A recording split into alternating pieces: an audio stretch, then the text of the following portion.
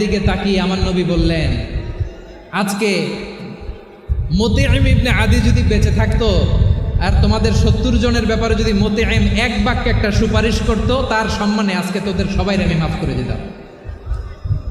সুবহানাল্লাহ। নাই ওই যে চিল্লাচিল্লি যে কথা বোঝে নাই, কোন জিনিস মিস করছে ওরা নিজেরাও বোঝে নাই। বিশ্বনবী মুতিঈমের এই সাহায্যের কথা বলে নাই। ৭০ জন মুশরিক হাঁটু গেড়ে বসা, নবী চাইলে এখনই এক্সিকিউশন অর্ডার দিতে পারে। তিনি বললেন, আজকে যদি মুতিঈম বেঁচে থাকতো আর মুতিঈম যদি তোদের জন্য সুপারিশ করতে, এই আবর্জনাগুলোর ব্যাপারে সুপারিশ করতে, আমি মুহূর্তেই তোদেরকে এমনি মাফ করে দিতাম।